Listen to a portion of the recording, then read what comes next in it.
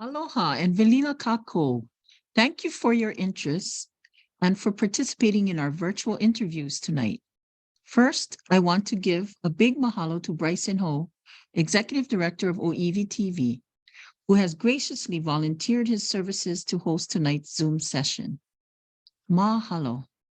Also, to all of our interviewers who are Kamehameha alumni and volunteering to conduct the interviews. Mahalo. Our first interviewer is Jacob Aki, who is a 2013 graduate of the Kamehameha School's Kapalama campus. He received a BA from the University of Hawaii at Manoa and an MA in Political Management from the George Washington University Graduate School of Political Management. Jacob is actively involved in various leadership roles within the Hawaiian community, particularly in the Association of Hawaiian Civic Clubs, and is the newly elected Pelikikena of the Oahu Council of Hawaiian Civic Clubs, and possibly the youngest. He is also very active in Hale Ona Ali'i o Hawaii. In addition to these roles, he currently serves as the Director of Communications for the Hawaii State Senate. Our first trustee finalist interview is with Michelle Kauhane, Senior Vice President, Chief Impact Officer of the Hawaii Community Foundation, and member of Kamehameha School's Class of 1986. Aloha and mahalo.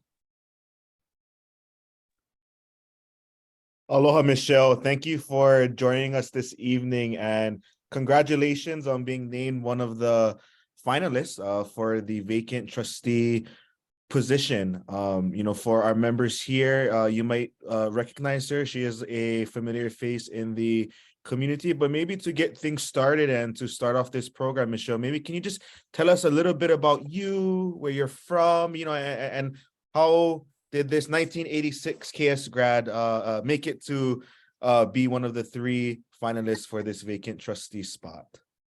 Thank you, Jacob, and mahalo to all of the coordinators of this forum. My name is Michelle Kauhane. As Pohai shared, I currently serve as a Senior Vice President and Chief Impact Officer at the Hawaii Community Foundation. Prior to coming to the Community Foundation, I have spent most of my adult career working and serving Hawaiian community. Right out of college, I was actually in tourism and the hotel industry. And soon after that, my husband and I moved to Hawaii Island, where we ran a small commercial fishing business.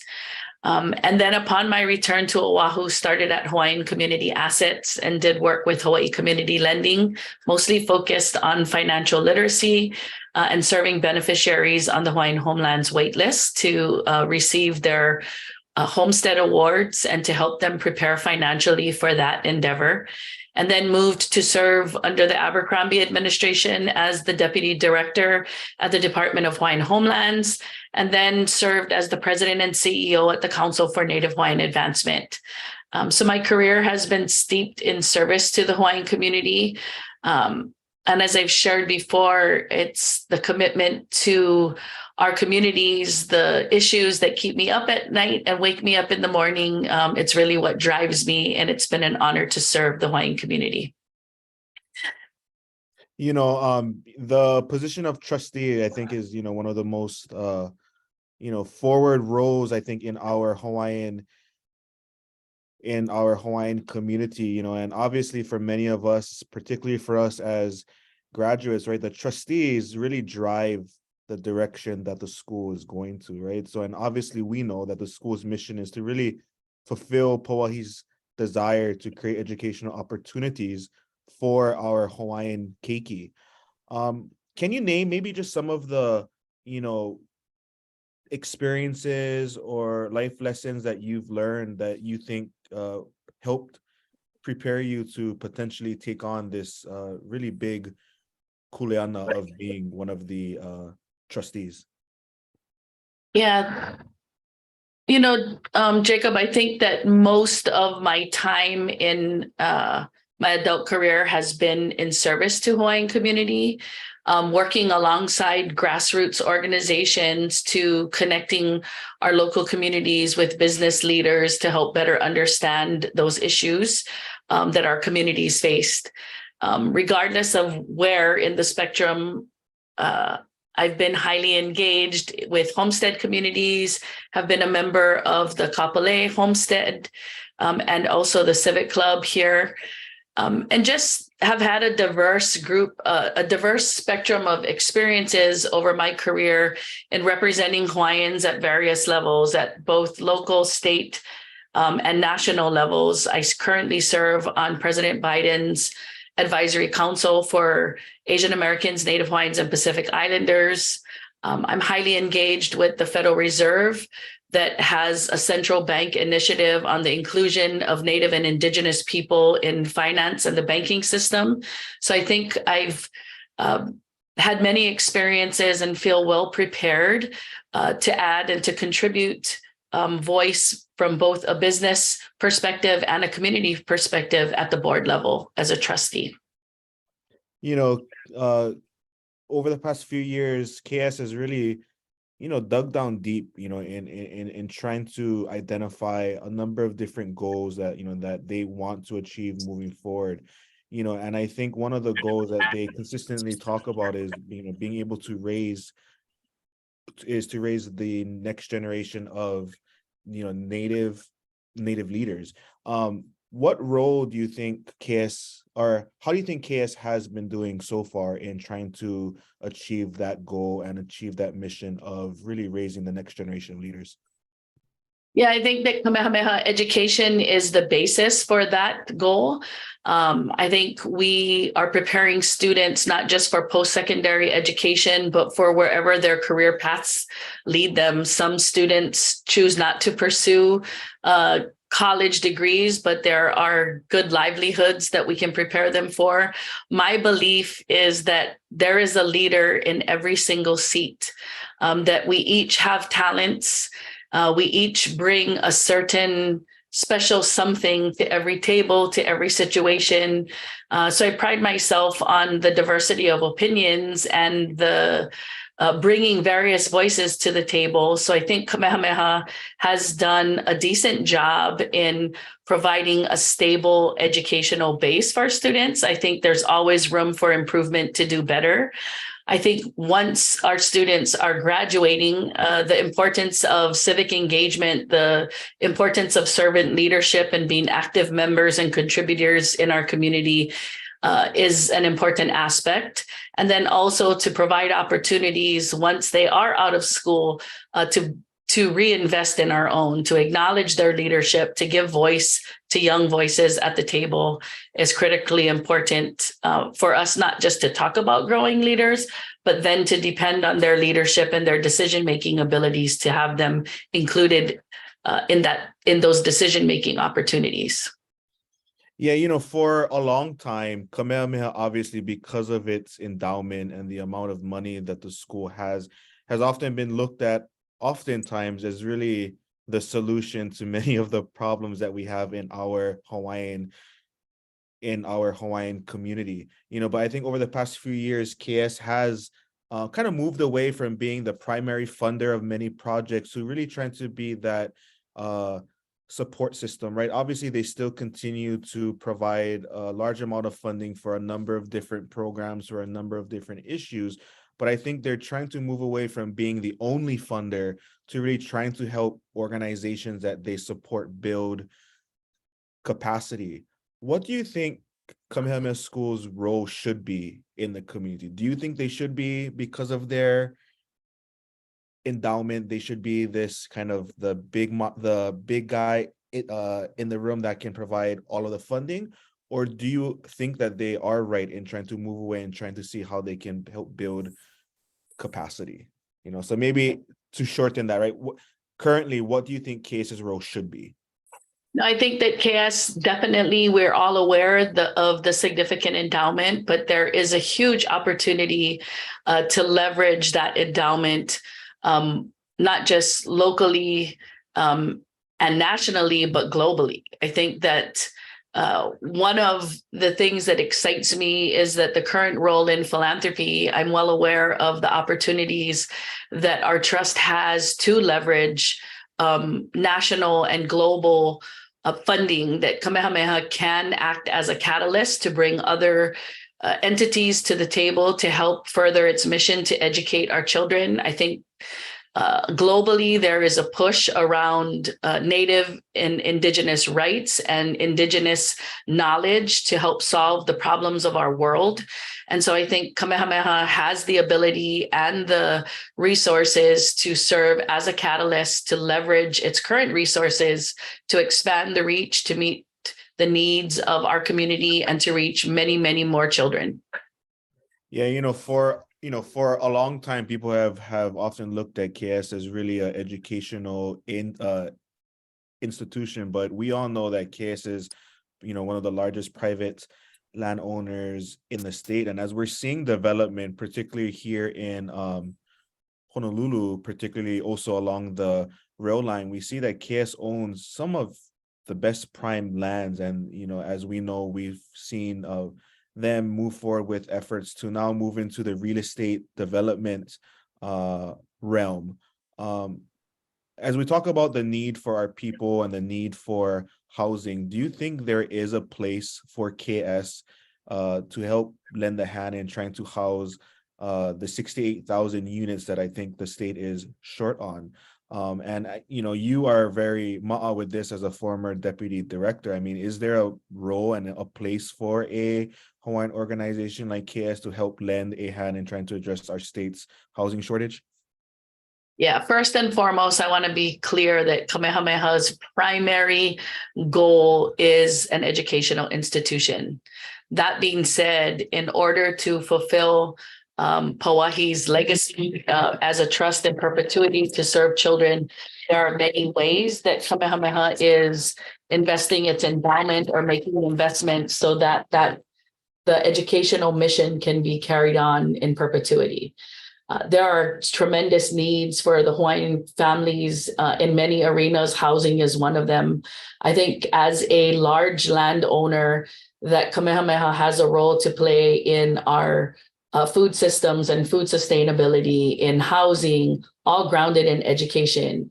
We know that the separation of our people from our lands resulted in a loss of culture, in a loss of language. And as we reconnect to those lands, we see huge improvement around culture-based learning and the importance of the Aina in the improvements in those statistics and the outcomes for our people. And so I think the land base is tremendously important. I think housing, food, all have a role within that spectrum of the portfolio. But at its core, Kamehameha has a huge responsibility and has to fulfill that educational mission. Yeah, Kamehameha has 3 campuses statewide. They have numerous preschools statewide, but yet there are still a number of Native Hawaiian keiki who aren't being served, whether it's through the preschools or through one of the 3 schools. What more do you think KS can do to really help reach those students who may be in our public schools? And particularly, I really want to focus in on the charter schools, right? Many of our Native Hawaiian students, a lot of the culture-based education is taking place in our charter schools. Do you think KS is doing a great job? And if not, what more do you think they can do to better support some of these charter schools, many of which are small, but based in predominantly Native Hawaiian communities?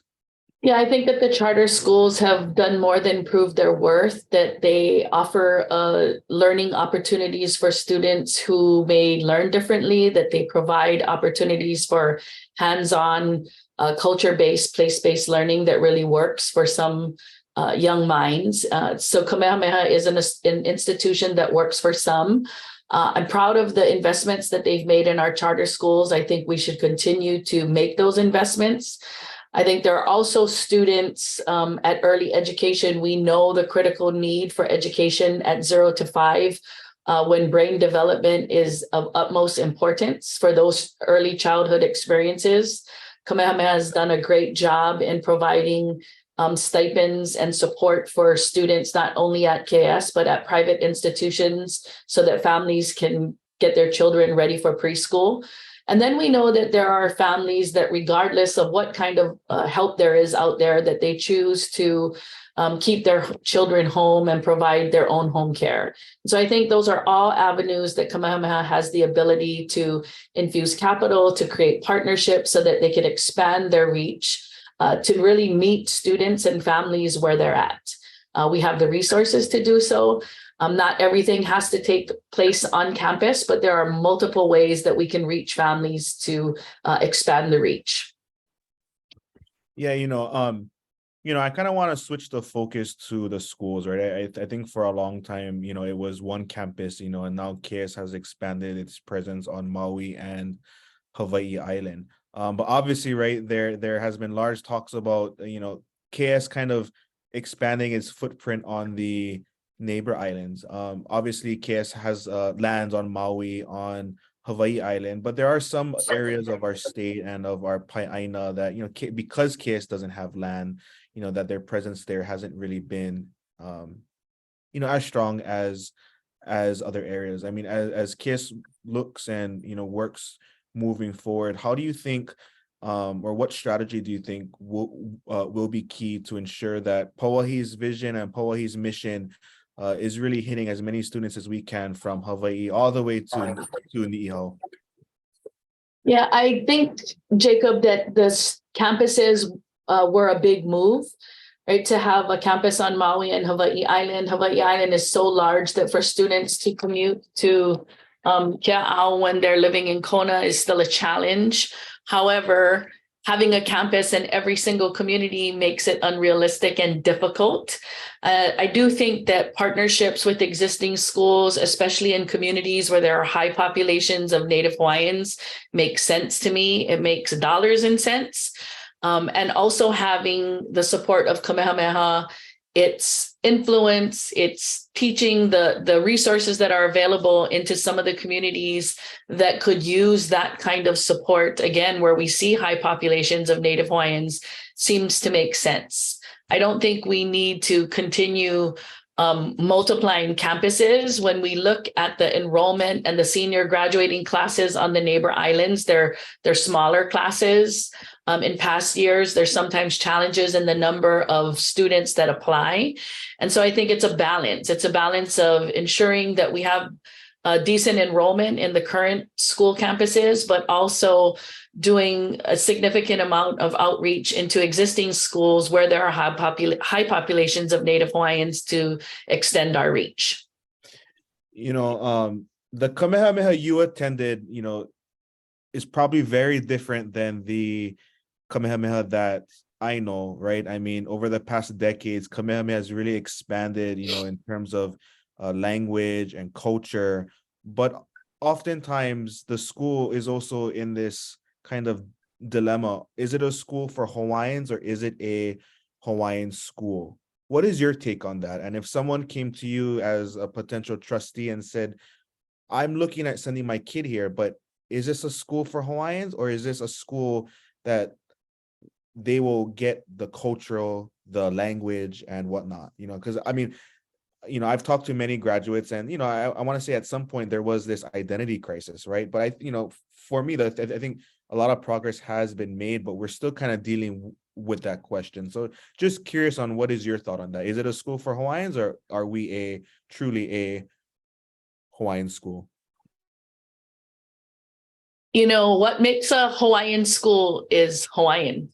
And so I say we are a Hawaiian school. I agree with you 100% that when I attended, we were definitely a school for Hawaiians, and we have evolved over time to be a more Hawaiian school. But at the core of what makes a Hawaiian school, it's the Hawaiian themselves. And so we are a Hawaiian school. Can we improve? Can we make sure that language and culture and the ike of our kupuna is infused in our teaching? Absolutely. There's always room for improvement. In the days that we were at Kamehameha, we were very much encouraged to take Japanese and or Spanish because those were languages that were accepted by colleges at the time, that if we were college bound outside of the University of Hawaii, there was not acceptance of Hawaiian language to get into colleges that we might have been interested in. And so we have evolved over time. I think we're in a period of our lives as Indigenous people, where that is much more acceptable, that we are reconnecting to our ancestral knowledge. We are reconnecting to Aina. We are understanding and embracing our culture and are proud of that.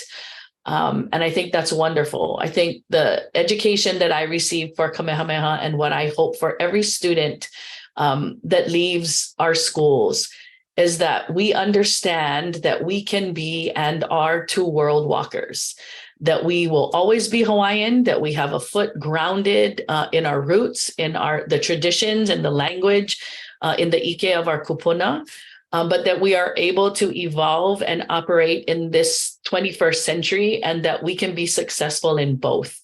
And so my hope is that all students leaving the campus understands that we don't have to give up who we are as Kanaka, that we should be proud and embrace that, and also give ourselves the opportunity to evolve in the world around us without losing who we are as a people.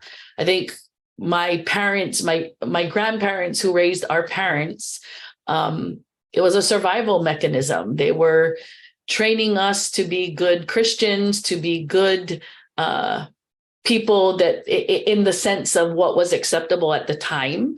It's very acceptable to embrace our culture, to embrace our language, and to be two world walkers. And I think we're doing that at the school. And I hope that we continue to embrace and grow that mentality amongst our students.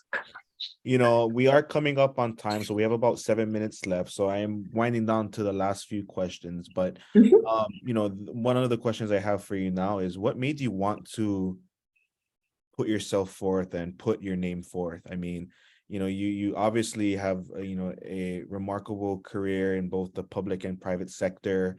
You know, the work you folks are doing at the Hawaii Community Foundation is great. But, you know, the kuleana of being a Kamehameha School's trustee is also in itself almost a second full-time job. So when you saw this recent opening and the call out for folks to want to apply, what made you kind of say, you know what, this is the right time and I want to put myself forth? Yeah, I've spent a lot of time intimately engaged with families at different levels. I have deep admiration for Hawaii's legacy, what has been afforded to me as a graduate of Kamehameha, have a deep understanding of the need in our community, and have been a longtime advocate for justice for our people. Again, my career has been dedicated to service of the Hawaiian people. It is something I'm passionate about. I think in the years of finance and economic development and housing, education is at the core to make all of those things possible. And so the idea and the opportunity to serve as a trustee would be an incredible honor. It seems for me to be a natural progression of where my career has gone. And again, deep aloha and love for our people, and a desire for continuing servant leadership. And, you know, if you are chosen to be a trustee, what are some of the top priorities or some of the top issues you want to start to address on your first day? You know, I think I'm most concerned. I think one of the ongoing challenges for Kamehameha is that we are constantly challenged on our preference policy. I am clear that our ali'i were the first philanthropists. They saw the need for equity amongst their people because of the decline of our population and illness. And so each of our ali'i dedicated their legacy to our kupuna, to our keiki, to education. So we have a responsibility as fiduciaries to protect the legacy of Pauahi and to protect the preference policy. In the early days, I would love to visit each of the campuses to better understand the unique challenges that each island has at those campuses, and to really embrace and figure out where we are as a board in achieving this institution's strategic plan, around its current goals and how we as trustees help to advance and work alongside Jack Wang to make those things happen. Yeah, it's definitely heavy kuleana, and obviously a number of different issues. So thank you for that. We do have about 3 minutes left, and I do want to make sure that this train runs on time. But maybe one of the last questions that I asked you is that I want to ask you is that, of all of the jobs that you've had, because I know you've had public sector jobs, private sector jobs, non-profit sector roles, which one of those career stops do you think has prepared you the best to become the next KS trustee? I think there's a little bit from each of those jobs that have prepared, but probably closest to the responsibility of the trustee is the current role at the Hawaii Community Foundation. While missions of former jobs were specifically focused on Native Hawaiians, I think the Community Foundation, we have a board of 21 board members. We operate much like a corporate board, although we are, as a nonprofit, but a corporate board with governance and management of about $1 billion under trust assets.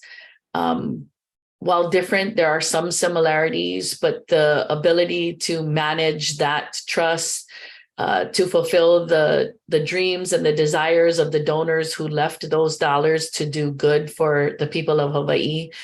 I think that I've learned a lot on the investment side, and really on, for as long as I've worked in Hawaiian community, we continue to work in and amongst ourselves. But I think I've learned over the past 5 years, the huge need to expand outside of the Hawaiian community so that non-Hawaiians better stand the issues, the struggles, the challenges, and opportunities in working closer with and being allies and advocates as non-Hawaiians for the Hawaiian here in Hawaii.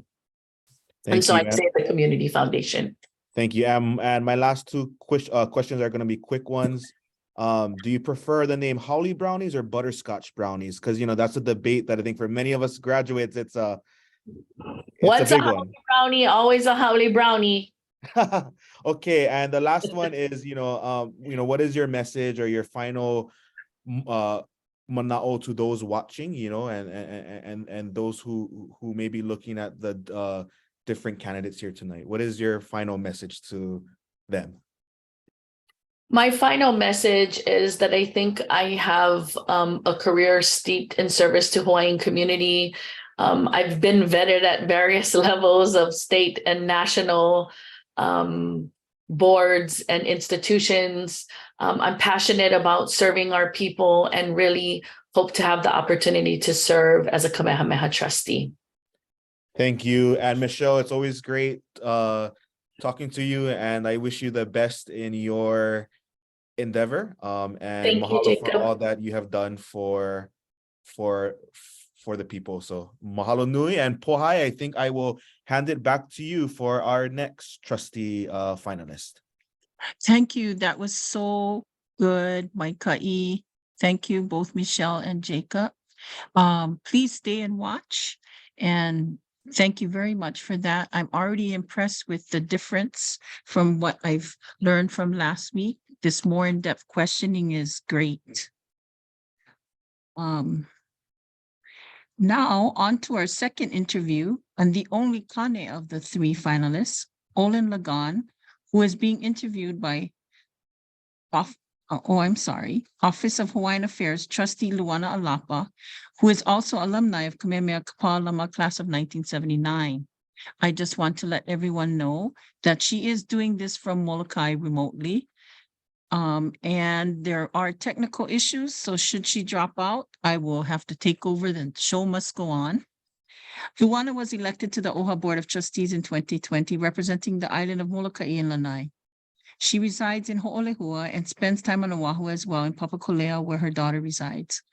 Both are Department of Hawaiian Home Residences. Luana has a multifaceted background. Most notable is her reign as Miss Hawaii in 1987. She has owned and managed a production company, among other business ventures, and has an extensive public speaking background. She is currently serving her first term as a OHA trustee, which ends in 2024. Olin Lagan is a member of Team Canoe and the co-founder of Purple Maya, and a serial social entrepreneur, as he's described online. He is our next finalist. Luana.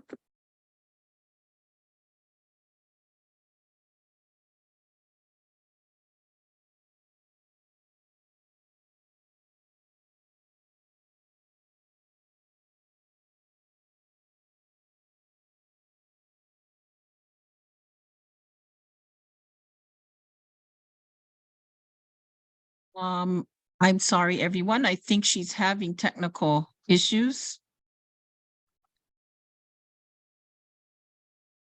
So I'm going to have to take over the questioning. I'm sorry about that. I was so hoping my boss would come on. She is my boss. Okay, so Olin, please tell us about yourself, your background, your upbringing, and give us a little story of who you are for our audience. Okay, mahalo pohai. Sorry, Trustee couldn't make it, but I appreciate the opportunity to share. I'm going to take a step back a little bit and share sort of from small kid time. Because one thing that concerns me is that if you just take 10 random Kanaka, 7 of the 10 are living below some poverty line. And so we're not thriving. And my story actually represents that 7. And so I was born on the Waimanalo homestead. So my great-grandfather, Noah Kamakau, he was from Hana, Maui. He was one of the first Hawaiian homeland recipients. So 1937, we got our plot in Waimanalo. And my mother, Evelyn Mary Kalani Kamakau, she was the oldest in a really large Hawaiian family. So being the oldest, she had to drop out in the 6th grade to help raise kids. And then so she left first and then raised us in Palolo housing. And then after Palolo, we moved to Kuhio Park Terrace after my father passed away. And I think I share that because I don't wish I could not have lived through that, but it was really, really difficult. I got stabbed in the head, for example, and got bullied tremendously. And it was just very difficult being a kid during that time. And so I think I bring that story first. But after school, I went to college. I joined the military. And after I came back, I joined the military so I could get the GI Bill because I knew that my mom couldn't afford to send me to college.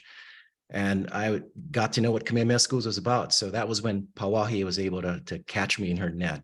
And so I got a scholarship to go to the University of Hawaii, and eventually got a full fellowship from Kamehameha Schools. And that was when I saw how education absolutely transformed my life. And so my entire adult life, after I graduated from college, I've been serving the Hawaiian community, paying it forward. All of the companies that I've started somehow goes back to Hawaiian community. And over the last 25 years, I've served a number of Hawaiian community organizations.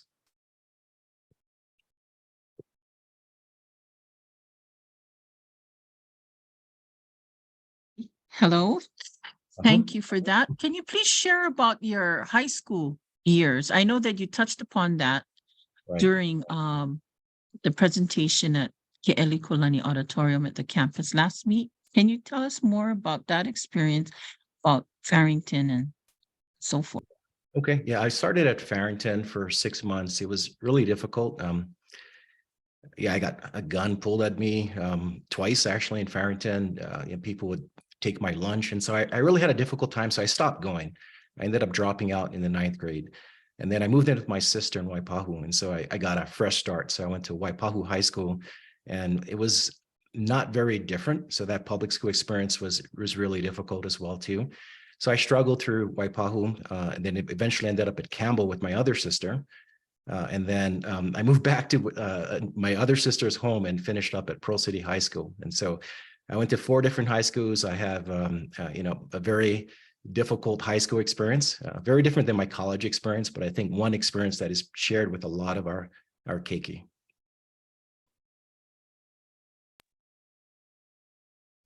Now, so you also had a unique experience of going to school before you went into the Army in the continent, in the southern part of the United States. I personally have lived in the southern part of the United States, and it's a very different experience, especially for a Hawaiian. And you were deep in the South in Mississippi. Can you share a little bit about that, how you ended up there, and what were you doing over there? Yeah, my first trip to Jackson, Mississippi, where Makue Kamakau, my grandmother, was living, pure Hawaiian, wonderful woman, was after my dad died. So I went to spend some time with her so my mom could find a job and get settled. And then when I joined the Naval Reserves, I went to Mississippi for school. And so that was the first time in my life, the very first time that someone pulled me aside. And so the military instructor pulled me aside and said, hey, you need to go to school and be an engineer. And it takes sometimes just someone to have that kind of presence to spend time to talk with someone. And so I believed him. I was ready to receive that message, and I came back and studied engineering. That's incredible. When I was at Kamehameha, engineering was one of the favorite classes for the Kane students. If you were a teacher at Kamehameha today and you wanted to encourage engineering, what would you tell them? I know you have extensive experience working with Keiki in our school system as far as the technology and the internet. What would you share with them today, and what hopeful future they have in that field? Yeah, I have a pretty broad experience with education and Kanaka communities. So 20 years ago, I was part of the founding of the Native Hawaiian Scholars Program. I was with Parents and Children Together, working on early childhood educational opportunities for Kanaka and other people from our community. CNHA, the Council for Native Hawaiian Advancement, where we launched the first social venture, Hawaiian Homestead Technologies, where we got every single employee into college to learn, the very first experience for most of the employees. And so I have a lot of passion for that. I think 10 years ago is when it really cumulated with Purple Maya. So that was our attempt to really focus on, like Pauahi talks about, industrious men and women. So that's really core to what we do. Like if you look at the next 50 years, like we really have to educate people to be ready for the next 50 years. And so we spend a lot of time in doing that. But I think you have to root education and culture. You have to make sure that kids don't see education as foreign, and that, we're lucky to participate. Like for example, in Purple Maya, if we want to teach a kid about a circuit board, the best way to do is to take them to a lo'i. You start in the mountain, you see the vai coming down. You have to pull the vai, you store it, you speed it up, you transfer it from one lo'i to the other. You're moving a lot of water through the system. Then when we look at a circuit board, it is exactly the same thing, except we're moving electrons. You got capacitors, batteries, resistors. And so Keiki can see themselves in this as an evolution of an idea that also they're a part of, and that's part of their journey. So I think we're incredibly innovative people. And so when education is connective like that, I think it's extremely transformative. And I think lastly, like purple is the rarest color in nature. And so that's why we also call it Purple Mayas. We want our teachers to have the kuleana. You have to find the purple in kids. And when you do that, you can really transform lives. So presence is important, taking a time to talk story with kids and see where they're at. So it's not just about education, but actually like wrapping around a lot of emotional support as well too. In your current position, can you tell us a little bit more about what you're doing right now and how that will impact your what you bring to the table as a Kamehameha Schools trustee should you get selected? Yeah, so right now I'm working on a bunch of things. So one of the things I'm working on is a social venture for CNHA, Council for Native Hawaiian Advancement. So I was pivotal in getting them the largest contract ever awarded to a nonprofit by the city and county of Honolulu. Like that's transformative. So $200 million in revenue going through that then flows back to the community.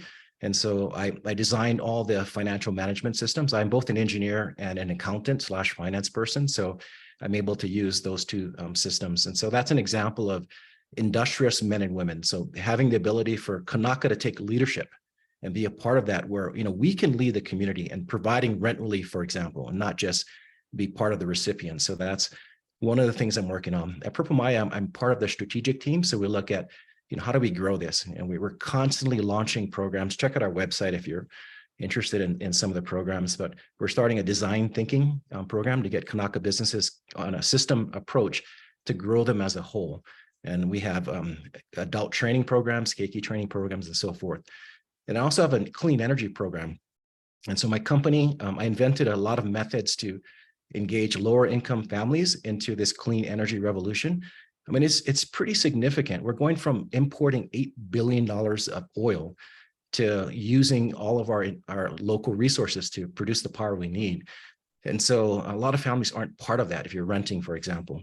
So my company is the largest in sort of doing that. And we're now in 3 countries and 8 other states and growing fast. So working with that. And we have never forgotten about homestead communities, for example. We have significant projects in homestead communities to get some Kanaka into better positions to produce their own power and reduce their energy load. What do you see as the future at Kamehameha schools? Should you become trustee and it comes before you as far as creating a very transformative effort in technology, a really big leap change? What do you see that as? Are you familiar at all with the schools? Current state of technology with the students? I personally am not. I do know that all of them, since COVID happened, my niece was a student in the high school, and I felt bad that they didn't have the social experience on campus, but she did really well as a student, which was very surprising. And she was able to enter college in Oregon as a sophomore. But what do you see as integrating the Hawaiian cultural curriculum as well as the traditional Western academics with technology? What does that look like? Yeah, it's a good point. I've been on campus hundreds of times a year for a long time. So my 2 of our boys, so from the preschool, elementary school, middle school, and high school, our oldest son graduated last year, and we have a son who's a sophomore this year. So I have a really good perspective on what they're doing now. I'm a fan of what's going on now. I think that the next 50 years is going to be really, really difficult to navigate. And there's significant social, environmental, cultural changes coming. And so I see that my sons were prepared or are prepared for that. And so I see also that, Kamehameha Schools isn't just about a series of campuses. For every dollar that Kamehameha invests on campus programs, they invest 50 cents in community programs too. And so that's where I think there's a lot of opportunity to scale efforts to really grow more industrious men and women. And so I think STEM and technologies are absolutely crucial and critical. And so I see that as one opportunity that we can look at. I think it's great on campus, but there are some opportunities off campus to use existing funds already going into the community to invest. So with that said, as a trustee, do you see Kamehameha as expanding partnerships within the broader education system in Hawaii, or do you see it where Kamehameha will be targeting into Hawaiian communities to expand? How do you see that? Yeah, that's a good question. I'm a firm believer that as a trustee, we hold sacred Princess Pauahi's will, and her will is really clear on very key things, schools. And that the one word that I think there's a lot of opportunity for is industrious. And so we have to do more. And so, like, for example, the federal government as a large customer has a target to purchase from Kanaka-owned companies, American Indian-owned companies, women-owned companies. And so I think Kamehameha Schools can use existing money already spending. So $400 million a year is expensed by Kamehameha Schools. Those funds can also be targeted to help grow industrious men and women. On the trust side, I think on the INA, that's an excellent example of these dual use. So we're getting revenues from some of the INA projects, but also providing opportunities to practice culture. But I think on the trust side, there's tremendous opportunities for program-related investments and mission-related investments, so we can accelerate, because it's not okay that we have 7 out of 10 Kanaka that can barely pay rent. 3 out of every 10 Kanaka are below the poverty line. And so I think those are some things we can do better that won't put the trust at risk, but rather just accelerate change towards modern approaches to use assets in ways that provide 2 bottom lines, both financial as well as meeting mission. Tell us about your background with your Hawaiian ohana, if you do have a story on that. Not everyone does. I do understand that. I noticed your middle name is Kealoha. Is that a family name? No, I think my mom had 3 girls, and then she really wanted a boy. And so she just thought nothing but love. And so that's a lot of kuleana to have a name like Kealoha as well, too. The thing that really blows me away is that, my mom struggled, and I loved her to death. She was my hero in so many ways, but she didn't practice being a Hawaiian. So like she grew up on homestead. She grew up ku'ikalo. She remembers my grandfather. He would make a little bit of kalo or poi each day, and he would sing a Hawaiian melody. And his wrist was sore, so he actually pounded with a wooden mallet. And so when we got our ohana lo'i, it was just incredibly deep to think that it no longer was broken. So my mom did it, and so did I. I had to learn from other sources, and I'm grateful for those sources. And I've taught my kids. Like my Ryan, our younger son, comes to the lo'i, and he brings students from Kamehameha, his classmates. They bring their family. We had these really deep conversations. We're all connected. And so that's an example of Kamehameha working as a Hawaiian school and to learn and practice, because it's very, very comfortable to do those kinds of things. So I think in my family, I'm really grateful for reconnecting what would have been lost. And now I imagine that we have maybe 800 years of unbroken history in at least one part of our culture that, to me, I hope never gets broken.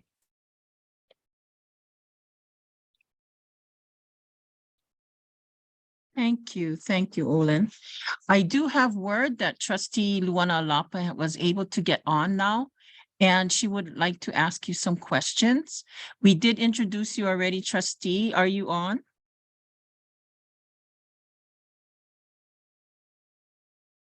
Hello? I'm in between texting right now. Okay. I don't see that she's on, so we'll carry on. With Kamehameha Schools and the Board of Trustees, what do you understand the role to be as a trustee for the estate and for the school? What is your understanding of what the trustees are? What is their kuleana? Okay.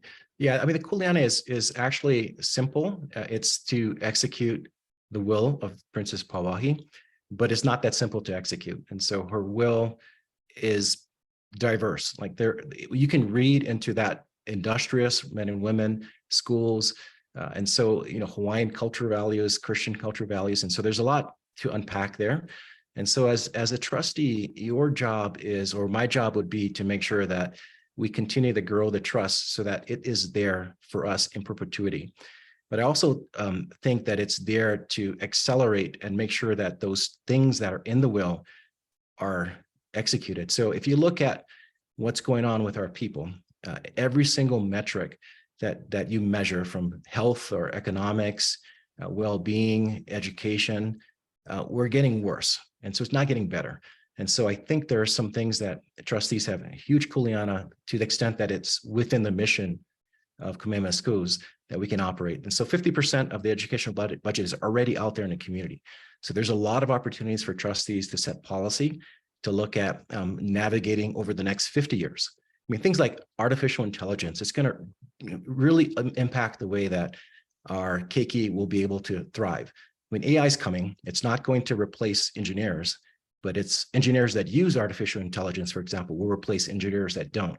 And so there's some forward-thinking things that we have to consider. And that's one of the things that I've done exceptionally well in my career, is that over the last 30 years, I'm able to really think deeply, strategically, like what's going to happen in the next 20, 30 years, and start leading and taking those steps from the beginning. So I've grown 4 companies now in 4 different industries. I'm scaling them internationally and getting some of the world's largest clients to purchase this technology and bring dollars into here. And so I have a gift for seeing that. And so I would like to share that with Kamehameha and help lead sort of educational opportunities for the next 50 years. Oh, that's exceptional. Thank you for that comment. Very interesting. So with the Hawaiian culture and Olelo Hawaii being a priority now at the school, we've always felt, and though I was at the tail end of the Hawaiian Renaissance when I was at Kamehameha, we saw it evolve, where the Olelo Hawaii has grown to basically mainstream and common. Do you think the integration of both Hawaiian culture and Olelo Hawaii, along with academics, makes for a better citizen Do you think it makes for a better citizen, and why? And how Kamehameha can actually make that happen? Or do you already see it in graduates that you work with? Yeah, that's a good question. We see examples of what language resurgence does for communities. I think Hebrew is probably the biggest example of that. But then in Aotearoa, you see that with Maori.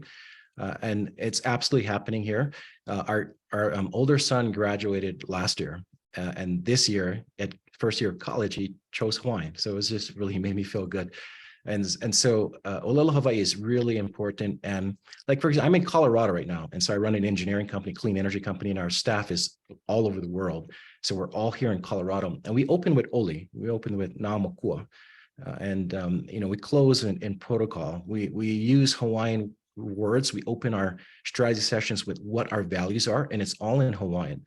And so it's really important to lead with Olelo Hawaii. And so that's something that's important to me. I see that it is happening in Kamehameha schools. I think there's some opportunities off campus in some of the 50% of that budget that's being spent now in the community to support other schools and the other opportunities. And as a technologist too, I'm also interested in participating in some of that.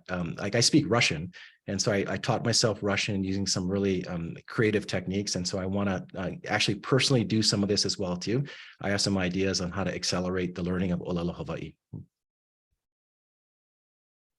That's fascinating. So as a fiduciary for the Kamehameha schools, the financial health is priority to the trustees, as well as their plans for development in the future. Do you have any understanding of what that might be? Have you been briefed at all, or have you read up on this? Are you familiar with it at all? Yes, I've read all the public-facing financial statements and reports and strategic plans. And of course, that's just a fraction of what the trustees have access to. And so I'm not ma'a to some of that. What I am aware of is I have led fiduciary responsibilities around finance for multiple organizations, some with kuleana larger than Kamehameha schools. Like, for example, I was part of the state of Hawaii's board that made the decision and charted that path where we would replace $8 billion a year in our economy with clean energy, first policy in the country. I currently am the chairman for the City and County of Honolulu for the Economic Revitalization Plan. So the budget last year exceeds what Kamehameha spent this year. And so I'm aware of how important it is to really think strategically that you use these funds for the very best purpose that you can. And so I do also have a degree in accounting and finance. And so, that's one thing. Of course, a lot of people can read statements, but one of the gifts that I bring is I understand deal making. So there's a lot of really complex deals that are structured within Kamehameha, leases, things that are coming up. And so as I'm briefed with these kinds of things, I know what kind of questions to ask. I know what might be the kauna underneath those reports, and be able to ask hard questions, as well as help think what kind of decisions these make over the next 50 years. And of course, the key here is to make sure that the trust is here forever. But within the context of what's possible today, we have to make sure that we meet missions. So it's really about that optimal use of resources. Yeah, I'm glad you mentioned kauna in a financial statement. I find that very interesting, and I've never heard it quite framed that way. Which is what is really unique about working with Hawaiian organizations, whether it be DHHL, OHA, CNHA. We always have to remember that it's not always the numbers that help us fulfill our mission. It is the social impact that we create, and just understanding that sometimes things are done just because, and sometimes it may cost some money. But for the elevation of our, even the spirit of our people, sometimes it's necessary. So in the boardroom, do you see yourself, should you become trustee? What do you feel will be something that you can call your legacy should you become a trustee? What is it that you would want people to know you as in a sitting position as a trustee? Yeah, so let me just speak briefly to the previous comment. So I agree with you, Pohai. Like, I was asked by the Polynesian Voyaging Society before they went on that worldwide voyage to build a voyaging management system. extremely complex in our culture. Like when you get to Aotearoa, who do you see? Who did we see last? What was the gift exchange? Where are the bathrooms? Like what, can we bring in food or are there requirements? And so these are not systems that you can buy or just contract with someone that is not really with that technology and culture. So I 100% agree. My entire career has been back to back helping Hawaiian community organizations build these really large systems to solve some of these challenges. And then when you speak about legacy, two things come to mind. One is we need to see that trend turn around. We're not industrious people. And so if we can impact through education, really sticking with that mission, the ability for our keiki to get jobs that they can thrive in, that aren't connected to maybe tourism or things that would perhaps be, gone with the wind should something else happen. So those are some things that I think would be important. The second one that I think is really dear to my heart is when I read The Princess's Will, I just can't help but think that it is just so compassionate. I was in a walkabout in Madrid last year and I reread her will around June, and I just sat in that park and just, I could feel that compassion. And if she was here today, from what I can read, I don't think that she would think that some of us do not have the learning capabilities or their learning gifts to perhaps go to Kamehameha schools. And so I'd love to start that conversation. I think it's time for us to consider that our lahui is full of people of all kinds of intelligences. And what greater legacy than for us to make room and space and to share and break bread with each other. And so I see that as something that it's time for us to at least talk about it. Oh, thank you. That was a very full answer. We're coming up on the closing. Is there any closing remark you might want to make to people that are watching this? It will be posted on social media. We are taping it. And is there anything you would want to leave us with today before we close out your interview? Yeah, just mahalo to you guys. I am appreciative for this opportunity. I think it's all of our kuleana to nurture our keiki. It's not just Kamehameha schools. Kamehameha schools is not big enough to take care of everyone. And so to the extent that we can nurture another keiki, nurture another one, this is life-giving and absolutely important. So, this process will take place, but I think at the end of the day, it's our kuleana. And I'll continue to do that. We have Purple Maya. I will not stop working in education around really important topics that lead to industrious men and women. And so that's my closing statement. It's like, jump in, let's work together. There's a lot of work to do, and it's incredibly fulfilling work.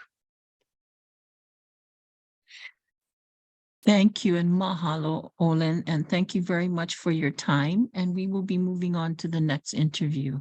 Aloha.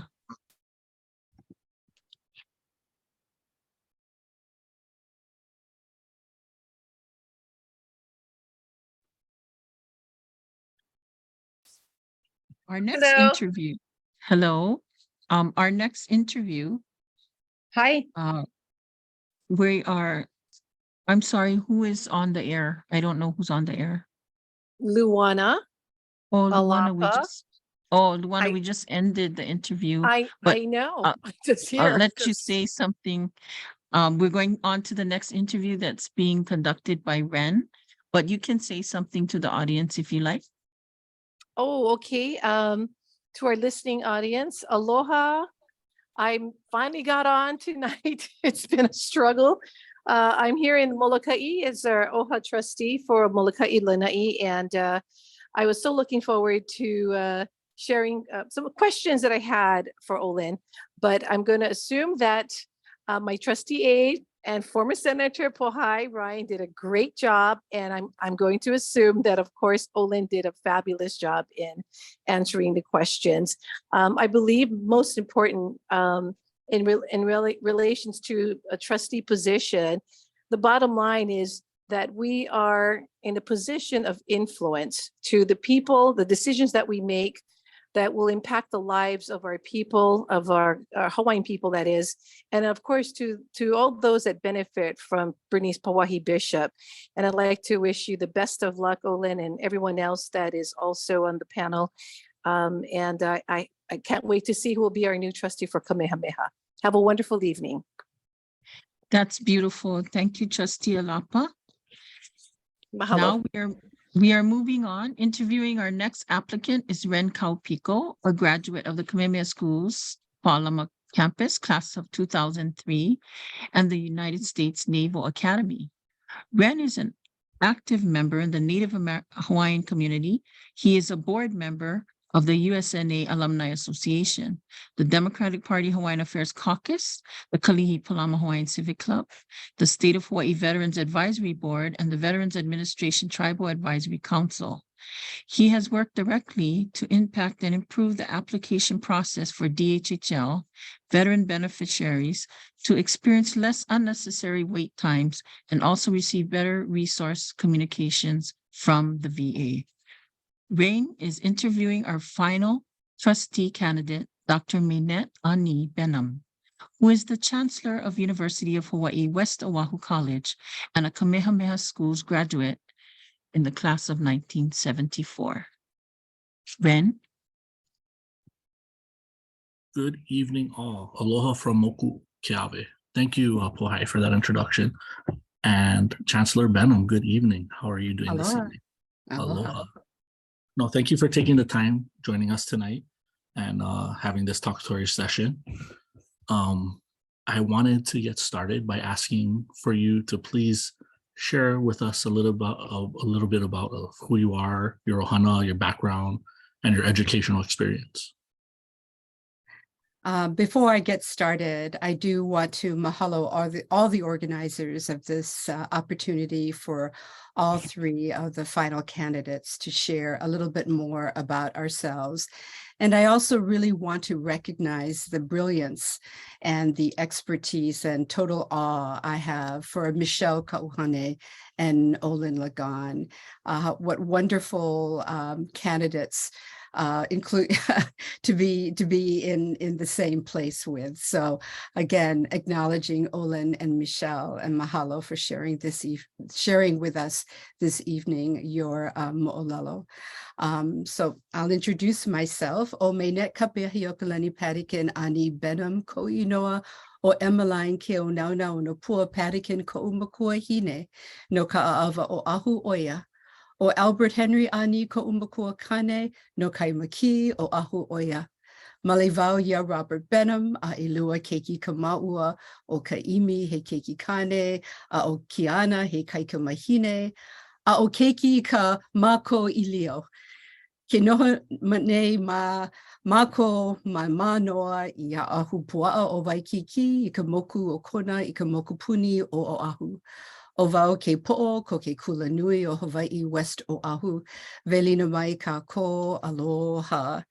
I am Mainette Kapiahiokalani Padikin Ani Benham. I am currently the Chancellor at the University of Hawaii West Oahu, and I am so happy to be with all of you this evening. When I introduced myself at our panel presentation up at Kapalama, I talked about the foundation on which I've built my career and my service on.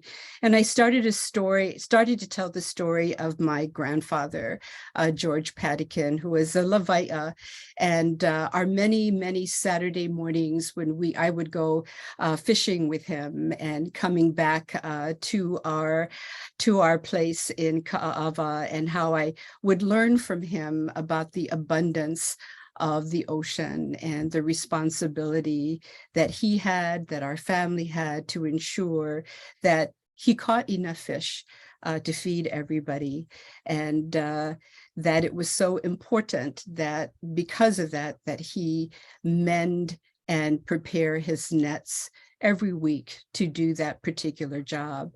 I also shared the hemomi that I have come to ground all decisions on and all my work on. He maka'au, he upena kako. We are each maka in this very large net.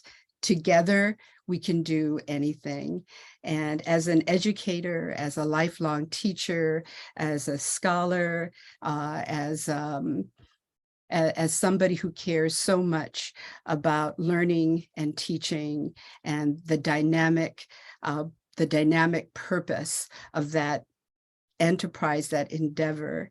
It's so important that we see in our PICO the advancement of our children and our youth, who are the leaders that we have been waiting for. I also want to mahalo you, Ren, for your time with us this evening, and I guess that's all I have to say. I can answer other questions. I could go on and on, but I'll wait for the questions. That opening was beautiful. Can you please share with us your why? Why do you want to become a Kamehameha trustee? What is fueling that? Please. Yeah,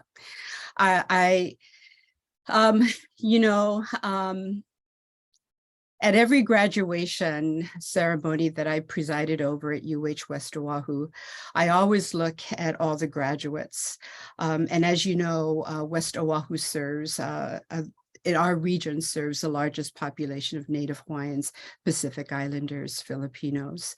I look at all of them and I say to them to be proud, because each and every one of them are their ancestors' wildest dreams. And I truly believe that, because we all stand on the shoulders of our ancestors, and we have so much abundance underneath us that helps propel us forward. This last graduation, we had 2 student speakers, and one of the student speakers was a non-traditional student. Her daughter works in my office. Her grandchildren are all in high school, and she graduated with her bachelor's. Her name is Abby Kahulu Reed. And as she was talking and presenting, her story to not only the graduates and the audience, she said, one of the things that we all need to remember is our why. And she called her grandchildren up to the stage. And it was Kleenex time, because she pointed to all of her grandchildren who came up to the stage, and she said, "That is my why." So my why of coming to this time in my life and my career to put myself forward for the Kamehameha trustee is in fact the children, the youth, the new leaders, the new generation of leaders that are here and are yet to come.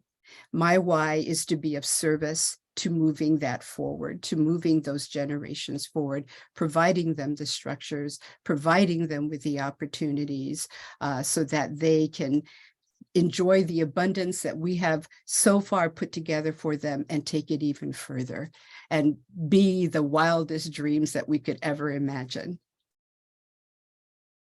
Oh, beautiful. And that was beautiful. What a beautiful way. Can you please share, I know I asked earlier, for those not familiar, your educational background and professional background, please, just so we can get to know you a little better. Sure. I do have a very long career, so I won't go through the whole thing, but I will point out some seminal moments in my career.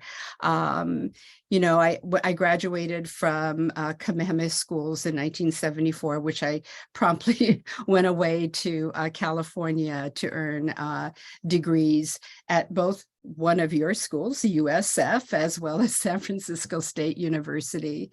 And I began to work in the schools, both as a assistant teacher in preschool, in elementary school, and in middle school.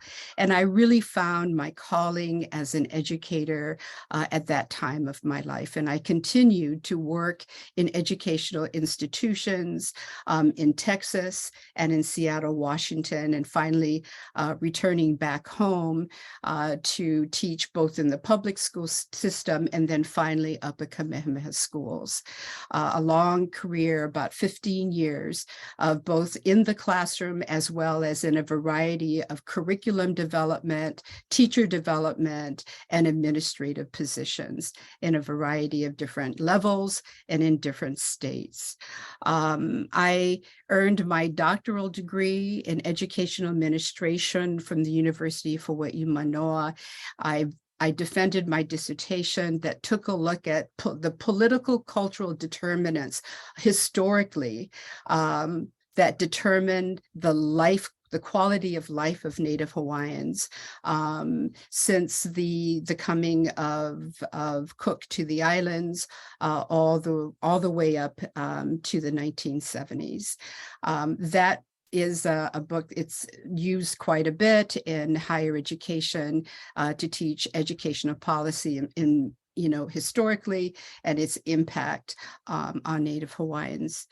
I have been told that I'm the first Native Hawaiian woman to actually graduate with a doctoral degree in that particular program in UH Manoa's College of Education.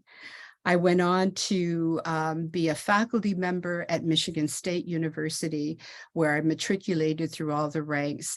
And the focus of my work has been on Indigenous leadership, educational organizational change. Similar to some of the work that you had done, Ren, I did work with all 36, at one time there were 36 tribal colleges and universities, really beginning to understand what it meant to be an institution of higher education in an Indigenous community, what that meant. Indigenous communities are very different across the world. So really what that meant at the local level, with their protocols, with their ceremonies, and also dealing with a number of issues, especially those issues that deal with treaty rights and getting the resources that educational institutions need to get in order to provide the opportunities for their community to advance and succeed, and to be sovereign in their land, in their own nation. I've learned so much from the tribal college experience. I've also worked with HCBUs, historically Black colleges and universities, as well as work with Wananga o Aotearoa. So my background in educational institutions, understanding how they work, in particular Indigenous institutions globally, has always brought me to much of my work here in Hawaii, working with the Kellogg Foundation to support a number of initiatives, to include Ahu Punana Leo, Sea Rider Productions, Ma'o Farms, the Spark program for early childhood education here in Hawaii as well.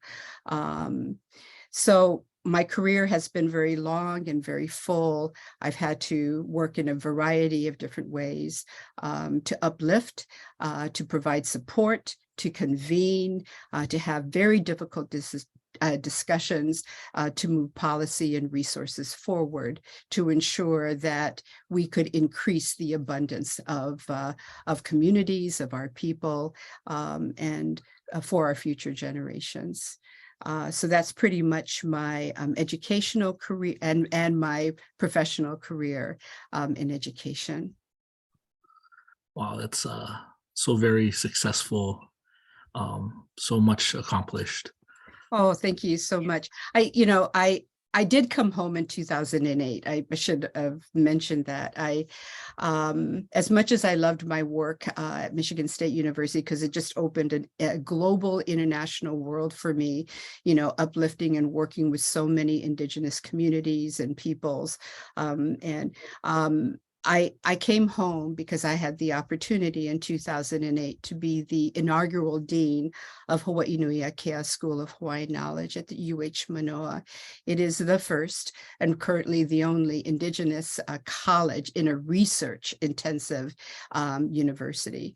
And it was the experience of me working with colleagues from from Kamakakuokalani, from Kapapalo'io Kaniwai, and from Kawaihuelani. I just have to openly mahalo all of them because they embraced this Hawaiian girl who finally came back home.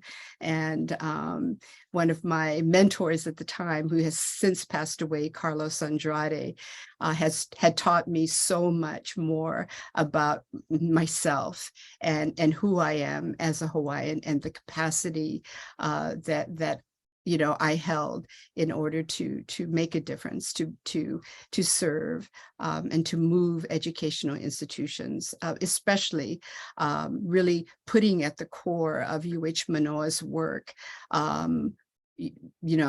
our indigenous responsibilities.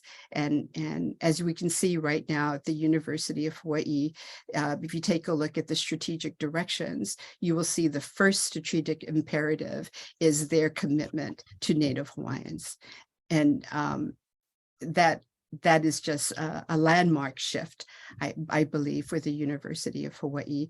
And that could not have been done without Hawaii Nui Akea, with UH Hilo, and with the growing number of Native Hawaiian scholars who are being hired back home, many with PhDs, just making a difference, not only in higher education, but also in K-12 education.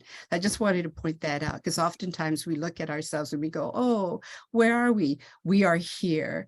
And there are so many young, brilliant scholars that are graduating and joining the workforce and becoming a part of this movement in education. So just recognize them. Perfect. Thank you. Man, you mentioned so much, Chancellor, with your why being the keiki and your experiences with the Native communities. I'd be so very interested in hearing your thoughts on Kamehameha's continued educational position within the Hawaii community, the Hawaiian community. Things as early education, continuing education, charter schools. Could you please shed some light on that? Sure.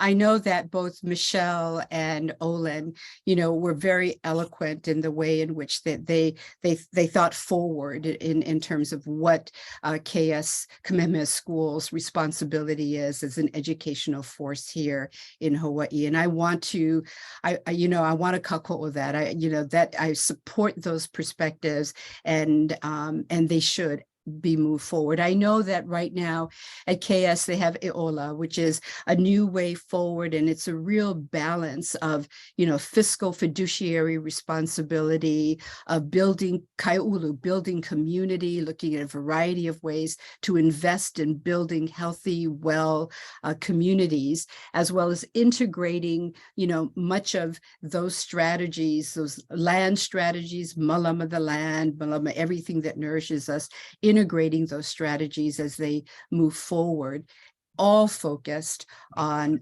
strengthening educational opportunities, not only for students who are going to the campuses and the preschools, but also for all Native Hawaiian students. And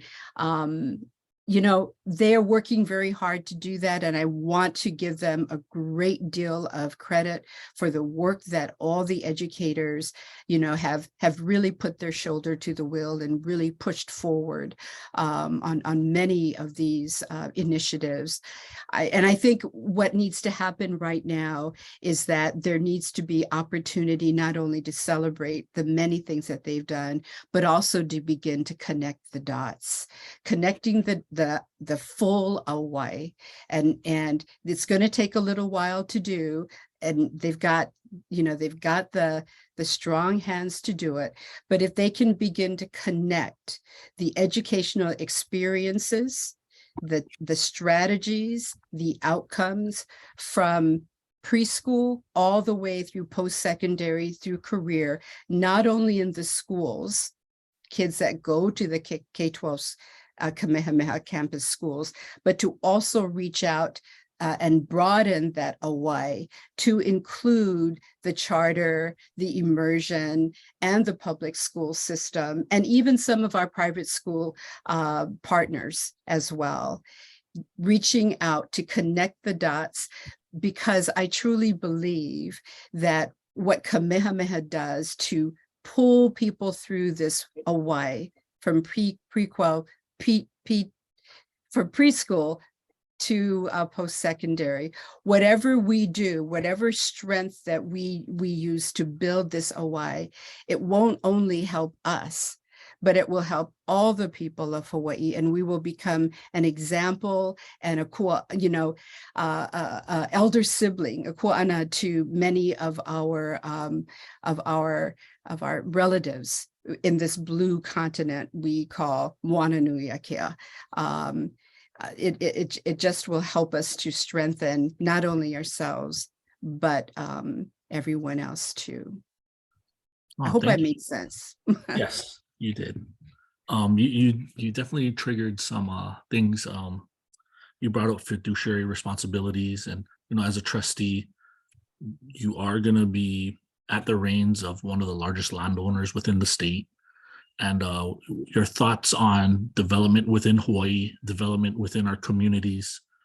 For example, the development that is planned for Kalihi that Kamehameha has. What's your thoughts on Kamehameha's roles for those things that will affect us? Right.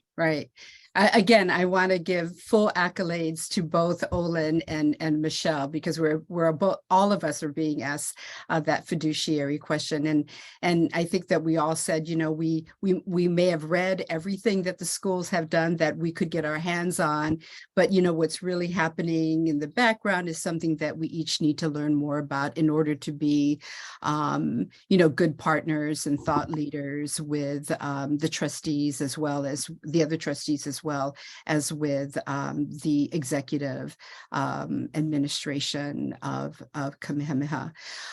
Let me just answer that real quickly. So first of all, as a trustee, there are certain things, fiduciary responsibilities that we will have to address.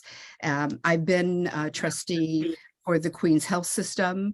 I'm also a trustee at Bishop. I'm Bishop Museum, with Historic Hawaii, with a variety of boards. I have a great deal of background as a board member, so I understand governance, shared governance, being a thought leader, providing opportunities opening opportunities to not only ask questions, but to explore a variety of different perspectives and answers to the conundrums that a board of trustees are looking at. So in terms of understanding governance, there's the whole fiduciary responsibility, being prepared, honoring the academic, the rigor, the academic focus of the schools. I know that Olin had mentioned this as well, that we really need to be able to put that in the forefront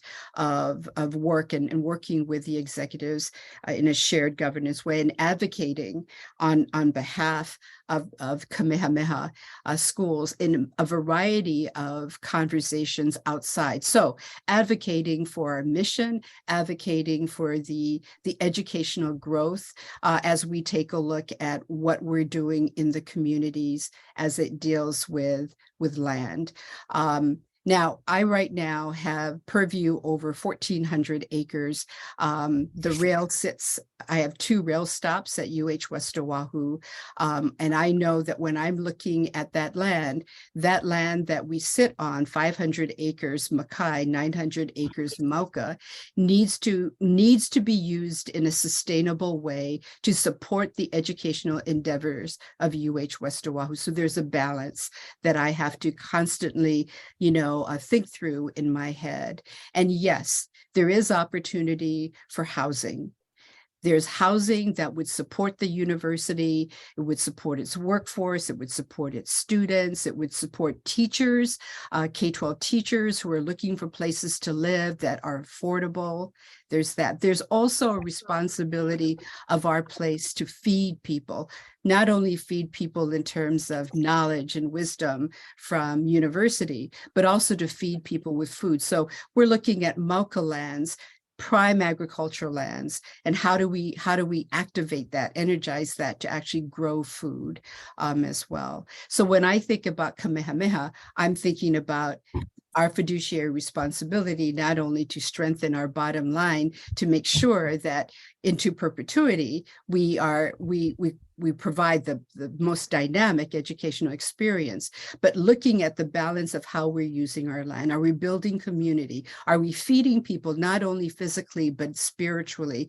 And are we bringing communities together to learn more about each other, for them to be empowered and sovereign in decisions that they're going to be making for their families and their communities in the places that we live. So lots of stuff going on in Kalihi, lots of stuff that's going on with the rail to not only increase economic development, but we need to start thinking, are we also building community? And are we hitting health and wellness? Are we hitting, good nutrition? Are we hitting excellent opportunities for education, for experimentation, for exploring things that we've never even thought of before? I love that answer. The symbiotic relationship between community and education. Yeah, that's well said. Yeah, exactly. You must be a mind reader, because you answered my next question somewhat about your thoughts on the role of a trustee. So I will move forward from that one. I would like to ask you, what are some of the priorities that you are thinking of, or did you, maybe perhaps some of that was answered, through community, but were there other priorities you had in mind?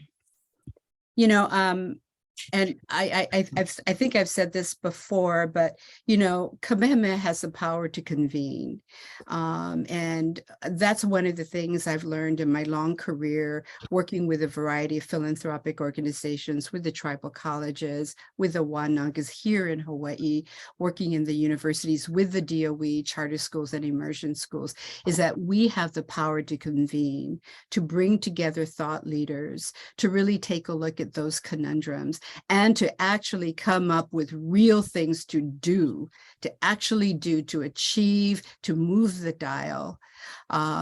So I would use that power of convening. Also, I would use, there's so many assets in our community. There's so many powerful young people.